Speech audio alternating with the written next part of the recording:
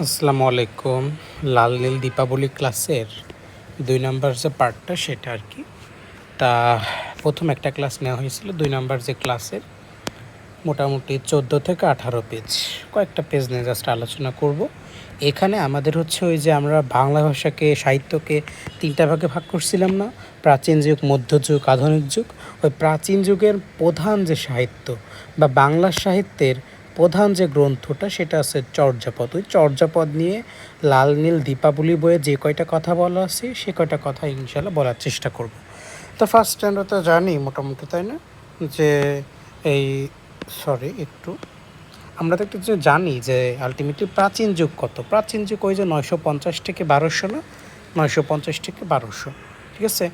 আর এই যে একটা জিনিস বলছিলাম যে আমাদের চর্যাপদের ভাষা হচ্ছে বাংলা, আর এই বাংলা ভাষা কীভাবে আসে সেটা কিন্তু আলটিমেটলি বলা হয়েছিল ওই যে আলটিমেটলি এই যে আগের ক্লাসে বলা হয়েছিল যে প্রাচীন ভারতীয় আর্য ভাষা, পালি ভাষা, প্রাকৃত ভাষা, তারপর থেকে আসছে বাংলা ভাষা যেটাকে সান্ধ্যা ভাষা বলা হয়, তাই না?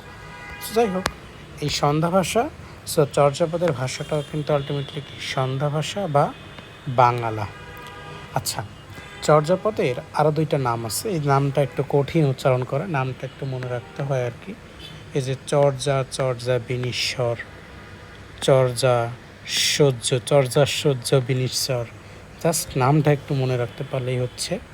আর যেটা মোস্ট ইম্পর্টেন্ট সেটা হচ্ছে চর্যাপদটা আবিষ্কার করছে ১৯০৭ সালে হরপ্রসাদ শাস্ত্রী। নেপালের যে রাজদরবারের যে গ্রন্থাগার বা লাইব্রেরি থাকে, ওই লাইব্রেরি থেকে তিনি ৩টা বই মেনলি আবিষ্কার করছিলেন, তাই না, বা 3টা বই নিয়ে আসছিলেন। তার ভিতরে একটা হচ্ছে চর্যাপদ। তা আমরা এটা জানি চর্যাপদ আছে ৩টার একটা। তা বাকিগুলো কী কী? এই যে বাকিগুলো হচ্ছে ডাকার নোপ, আর একটা আছে দোহা কোষ। এখন পরবর্তীতে ১৯১৬ সালে এই ডাকার নোপ আর দোহা কোষ মিলে নতুন একটা বই করা হলো। সেটা হচ্ছে কি, ১০০০ বছরের পুরানো বাংলা ভাষায় বৌদ্ধ গান ও দোহা। ১০০০ বছরের পুরানো বাংলা ভাষায় বৌদ্ধ গান ও দোহা, ১৩২৩। এটা কত সালে করা হয়েছে? ১৯১৬। তো এই ২টা নাম একটু মাথায় রাখতে হবে, ঠিক আছে।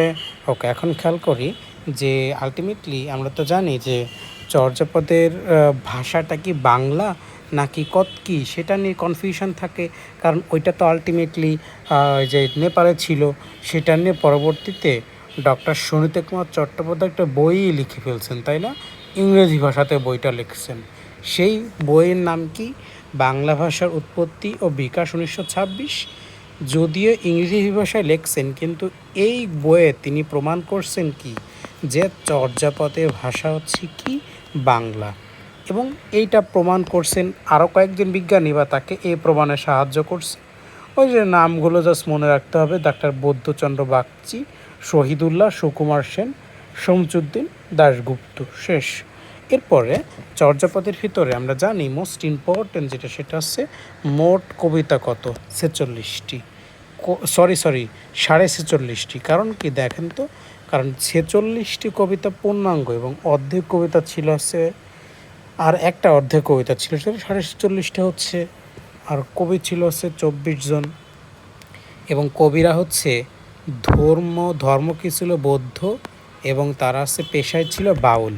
তারা ওই যে গান টান গাইতো, বা আর্থিক অবস্থা ভালো ছিল না, তারা এই বিভিন্ন তাদের মনের ভাবগুলো বা তাদের এই পারিপার্শ্বিক অবস্থাগুলো, পরিবেশের অবস্থা ফুটায় তুলতেন এই তাদের এই কবিতার মাধ্যমে, ঠিক আছে। তখন আলটিমেটলি এই কবিতাগুলো কিন্তু এই মানে গাওয়ার জন্য লেখা হতো, তাই না? আমি তো জানি যে আলটিমেটলি মধ্যযুগ প্লাস প্রাচীন যুগের মানে সব লেখাগুলো হচ্ছে কি কবিতা, বা তোমার হচ্ছে কি ওই যে পদ্য টাইপের আর কি। যাই হোক, এই ২৪ জন কবিতার ভিতরে নামগুলো মনে রাখতে হবে। সবার শেষে কিন্তু পাদ লেখা আছে। এই যে কাহুপাদ, লইপা, সরপাদ, চাল্লিপাদ, ডম্বিপাদ, টেন্ডপাদ, তার ওই যে ডুসুকপাদ, ঠিক আছে। সবগুলো নাম, জাস্ট নামগুলো একটু মাথায় রেখো। এর ভিতরে এই কাহুপাদটা ইম্পর্টেন্ট। এই কাহুপাদ, যার অপর নাম হচ্ছে কৃষ্ণাচার্য, সে সবচেয়ে বেশি কবিতা লিখছেন, সেটা হচ্ছে ১২টা। হ্যাঁ, আর সবচেয়ে সুন্দর কবিতা লিখছেন কে? এই যে শরীর পাদ, মনে রাখবা, সুন্দর শরীর পাঠ, তালবস্য বা দন্তেশ্ব। ওকে ওকে আর একটা ইম্পর্টেন্ট জিনিস, সেটা হচ্ছে এতগুলো কবির মাঝখানে প্রথম পদকর্তা হচ্ছে লইপা। প্রথম পদকর্তা হচ্ছে কে? লইপা।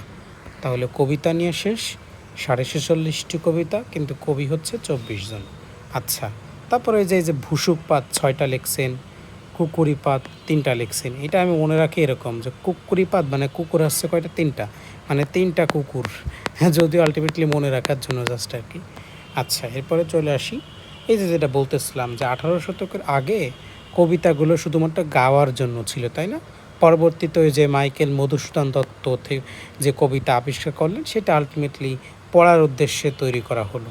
সো এরপর থেকে যত কবিতা আসছে সবই কিন্তু গাওয়া প্লাস পড়ার জন্য। সো এই জন্য চর্যাপদটাকে কিন্তু আমরা গান বলতে পারি, কারণ এটা গাওয়া হচ্ছে যেহেতু, আর যেহেতু এটা কবিতা অবশ্যই কবিতা। সো চর্যাপদ একই সাথে গান প্লাস কবিতা। তাহলে চর্যাপদ নিয়ে কয়টা ইনফরমেশনস, যা আবিষ্কার করছে কত সালে কে?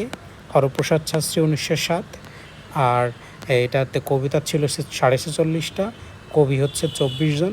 সবচেয়ে বেশি লেখছেন হচ্ছে কে? তোমার হচ্ছে কাহুপাত বা কৃষ্ণচার্য 12টা। প্রথম পদ লেখছে লইপা। সবচেয়ে সুন্দর লেখছে শরীরপাদ। ঠিক আছে। আর এই কবিতা চর্যাপদ হচ্ছে বোধ গান প্লাস কবিতা। শেষ। আর চর্যাপদের ভাষা হচ্ছে বাংলা, এটা প্রমাণ করছেন ডক্টর সুনীতি কুমার চট্টোপাধ্যায়। বাংলা ভাষার উৎপত্তি বিকাশ গ্রন্থ, যেটা ইংরেজি ভাষায় লেখা।